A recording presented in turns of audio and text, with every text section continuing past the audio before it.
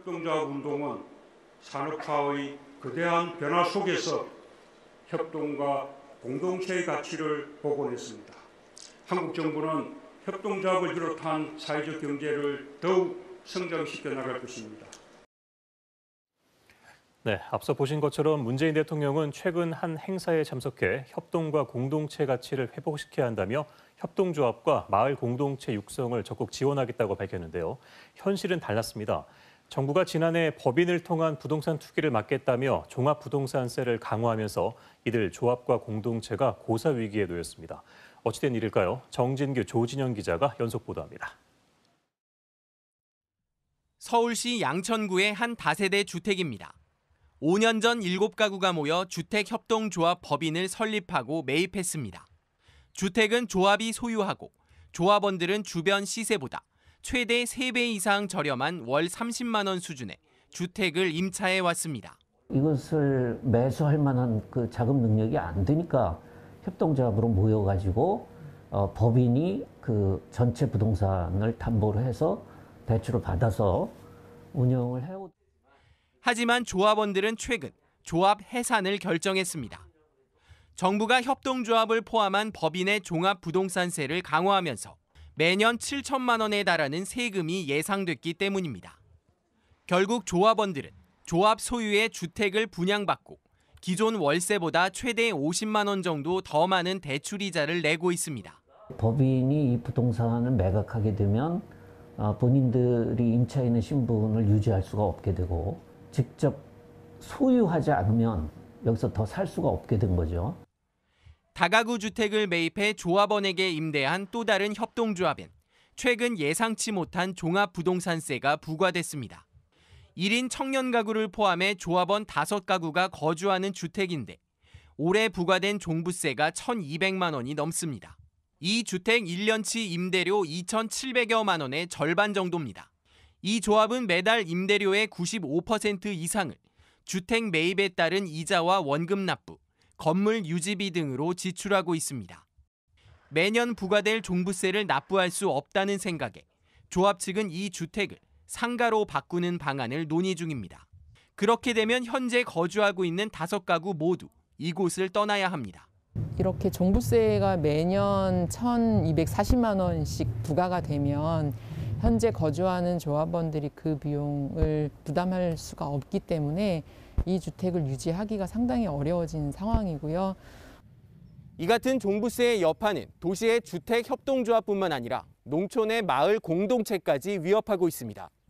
이어서 조진영 기자가 보도합니다. 7가구가 귀농한 충북 보은의 한 산골 마을입니다. 논농사와 밭농사는 물론 양계의 푸성기까지 함께 일하고 수익을 똑같이 나누며 생계를 이어가고 있습니다. 7 식구가 머무는 집 7채는 환경을 생각해 폐목재로 손수 지었습니다. 인슐레이션이나 이런 것도 제대로 사용을 못하고 스티로폼 잘라가지고 집어넣어놨기 때문에 너무 추울 때는 바람이 칼바람이 막 들어와요. 그런데 최근 이들에게 종합부동산세 4,800만 원이 부과됐습니다. 7가구 연소득의 절반을 종부세로 내야 할 상황입니다. 함께 살아가자는 취지로 영농조합법인 명의로 재산을 합쳤다가 다주택 투기로 몰린 겁니다. 심지어 보통 사치성 소비에 부과되는 농어촌 특별세까지 나왔습니다.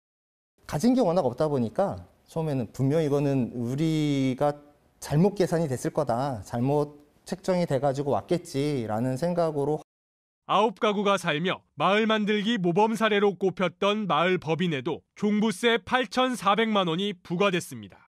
개개인이 소유했다면 한 푼도 내지 않을 세금입니다. 하지만 마을 공동체를 유지하려면 마을 법인이 필요해 이러지도 저러지도 못하고 있습니다. 9가구 중에 한 가구가 예를 들어 파산을 하게 되거나 문제가 되면 압류가 들어오잖아요. 그럼 이제 공동체 또 위협이 된단 말이에요.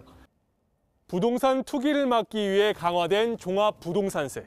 어떻게 정부가 그동안 장려해온 공동체에까지 부과된 걸까요?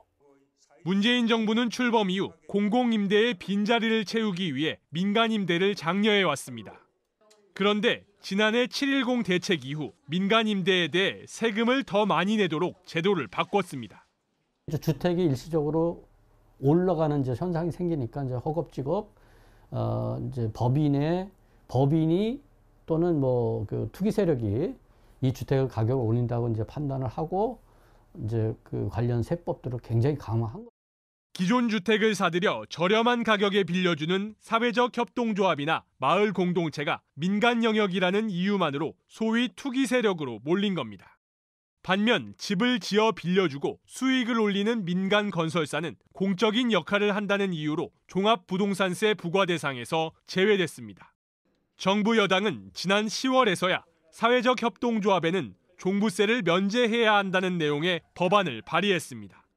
주택조합의 경우 구제 가능성이 생겼지만 이미 부과된 종부세를 돌려받기는 쉽지 않을 전망입니다. 사회주택을 공급하는 사회적 기업이나 협동조합이 대부분 재정적으로 매우 열악한 상황에 있는 경우가 많기 때문에 공정 청구가 이루어질 수 있도록 정부 요청할 계획입니다. 특히 영농조합법인이나 마을법인은 법안의 종부세 면제 대상에서 여전히 제외됐습니다. 주거 안정을 찾기 위해 시작한 주택협동조합은 물론 농촌의 마을 공동체까지 해체로 내몰리고 있습니다. KBS 뉴스 조진영입니다.